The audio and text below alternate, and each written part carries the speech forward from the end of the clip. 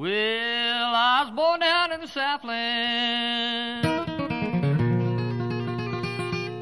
20-some odd years ago. Rolling. Good on sound? Yeah. Check, one, check. We are live on set. I get that a lot, it's fun. All right. This is Simply Done, where we cook out of my kitchen with friends, and we cook really wonderful food with simple ingredients. And the beauty of it is that we're always making more than one thing at a time. We're going to make dinner tonight. We're going to make shepherd's pie, and then we're also going to make potato soup to have for lunch tomorrow with grilled cheese. So we're going to spice up the bread a little bit, use some yummy cheese, and make two really delicious meals. So that's today on Simply Done by the Unemployed Chef. So first thing you want to do is you want to start your potatoes. So just peel your potatoes, medium dice them, throw them in a pot of boiling water. When you're making your shepherd's pie, you want to start with your base flavors. You're going to start with onions, and you're going to start with carrots, celery, and green pepper. You're going to saute all that down with a little bit of garlic. And the beautiful part about this is these are all the ingredients that you would want to start your potato soup with. You always want to start with a preheated pan anytime you're going to saute or sweat anything down. So I like to use cast iron because it's nice and heavy. Now that our pan's preheated to about medium heat, we're going to add about 2 teaspoons of olive oil. Let that sit for just a minute to get warm, and then we're going to add our 2 medium onions right on top of that. We're going to slowly sweat that down over medium heat. Make sure we keep it stirred so that the pan and the onions stay coated with oil. My food's cooking! Ah! The potatoes are talking to me. Ah! It's a beautiful thing. Ah! It's like tap dancing. Ah! Now that our onions have slowly been cooking down for about 7 minutes, we're now going to add our finely chopped carrots and our finely chopped celery.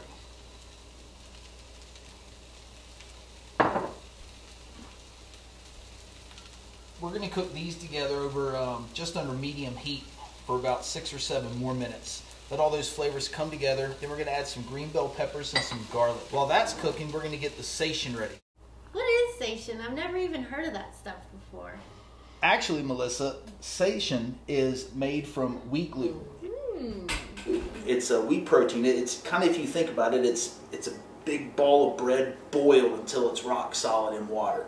And then they pull it out and they squeeze it, they get the excess moisture out of it, and it's pressed together, and it's a great substitute for really any meat. One of the best parts about sation is it's fully cooked, so you can add it to the dish at the last minute, or what I like to do is I like to sear it just a little bit in a really hot iron skillet, because then it gives it a nice crispy outside and a juicy middle. Yum! So when you're working with sation, one of the things you always want to do is make sure it's dry. You're going to get it from the store, snip it out of the package, and it's going to be packed in a watery substance. So drain it off in the colander, and then you're just going to want to smash it in a towel. And you smash it, and you mush it, and you smash it, and you see that you're getting all that. All that moisture means you're going to get a good sear in the pan. So we want to make sure that we season the sation very well before we sear it in the pan. We want to do that by putting in a large bowl. Hello! Ah! Sation, large bowl, in. Next, we're going to add some olive oil. Just enough to coat. You like that? A little bit of salt. Fresh ground pepper. Another toss to make sure it's nice and covered. And then we're going to check our pan to make sure it's nice and hot. So I remember you telling me something about suitcases of flavor. Suitcases of flavor. That your saliva are like little businessmen, and they walk around your tongue going to their office, but their office is your taste buds, and they need little briefcases of flavor. So what I'm trying to do is I'm trying to make my mouth water. So when I make my mouth water by adding a salt or an acid, what that does is that makes your saliva flow. And the way you get flavor into your taste buds is via your saliva. So if you add enough salt or enough lemon juice to whatever you're cooking to make your saliva flow, then you're going to have lots of little businessmen carrying taste buds of flavor all the way to the office. That's how you get a roll off. Okay, are you rolling? I am rolling. Okay, good. That's a hard request, I'm just saying. We can't fake laughter. I know. Sorry you had to see that, but that's what it takes. Can't fake reality. Roger that. We now have a nice hot pan. So we're going to add about a tablespoon of oil so we have enough to nicely coat the bottom of this hot iron skillet. Please don't burn yourself hot. When you put your sation in the pan, you want to move it around a little bit and make sure you have the pieces with the biggest surface area touching the bottom, because that's going to give you the most contact area that gets a nice sear. We're going to add our minced garlic, stir that in. We're also going to add 1 medium bell pepper diced. Again, these are going to be all the ingredients that are the base for your shepherd's pie, and they're going to be the base for your soup. So you have nice yummy flavors, the base for 2 different meals. So don't forget, before you add your flour to your cooked down mirepoix, you need to take out 1/3 of those vegetables, because that's going to be the seasoning for your soup. Now that I have my vegetables cooked down, I'm going to dust the entire pan with just a little bit of flour. That's a classic technique called a sanjay. And what that's going to do is that's going to make a roux using the oil in the pan and the flour that you're adding. So you're just going to lightly dust everything in the pan. About 2 tablespoons of flour. Then you want to give it a nice stir. Now it's going to coat everything, and we're going to let that cook together for about 4 or 5 minutes. We're now going to add about 1.5 cups of vegetable stock. Ooh. Finish that up. Keep a little extra handy just in case it thickens up a little too much for you. We're going to reduce the heat to low and let that cook for about 7 to 8 minutes. During that time, we're going to finish our sation, add it all together, top it with potatoes, and then make potato soup. Yum, yum. Are we rolling? I'm ham-tastic. I'm ham-tastic. Ham-tastic. Camera 1, 2, 1, 2. ham-tastic. Ham-tastic. Ham-tastic. Brought to you by Adderall.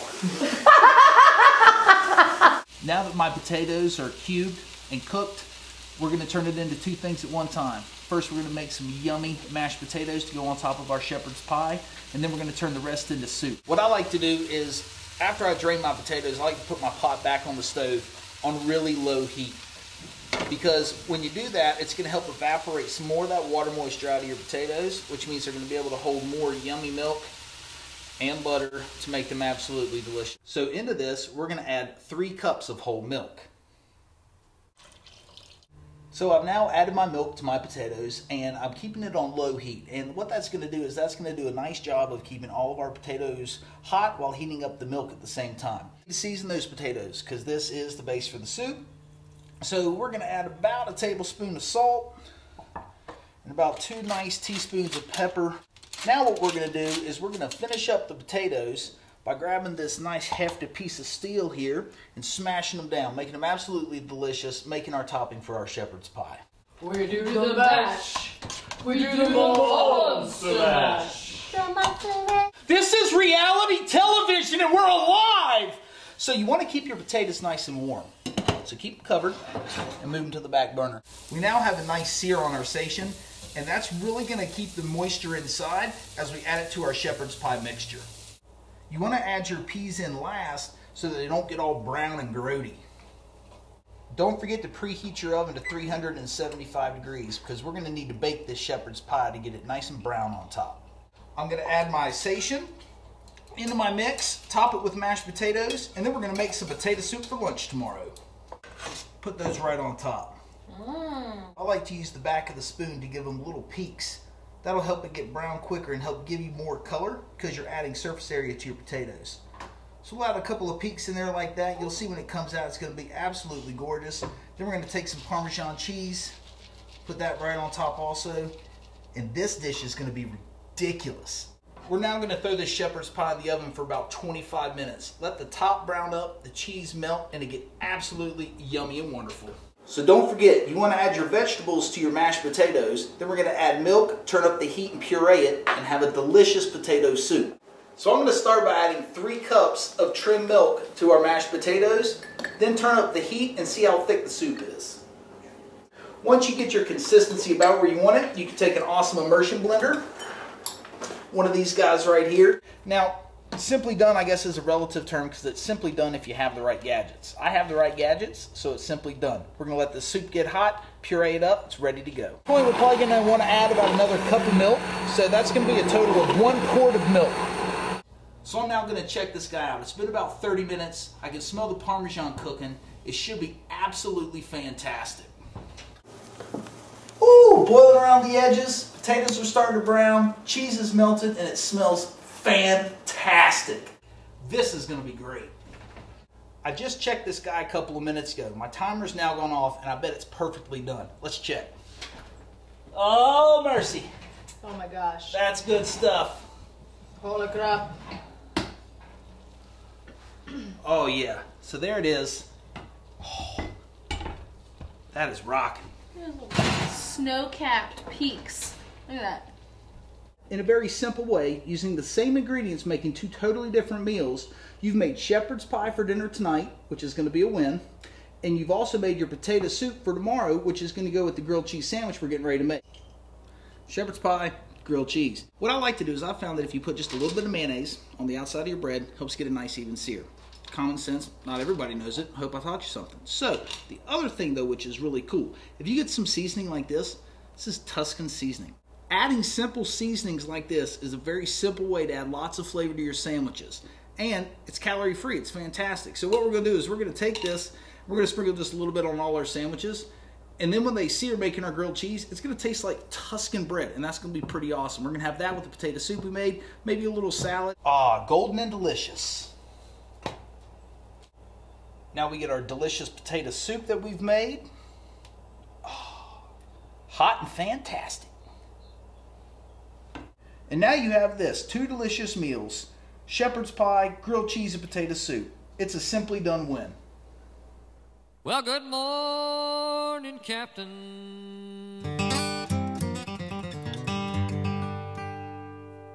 Good morning to you, shine.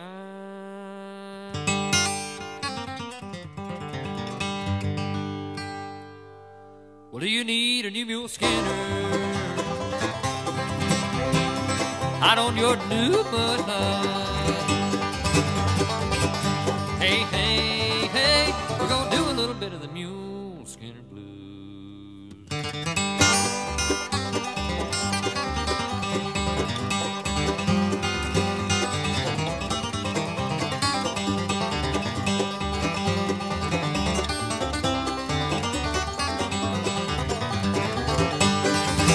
Well, I smell your bread a-burning. Woman, go and turn your damper down. Turn it down. If you ain't got no damper,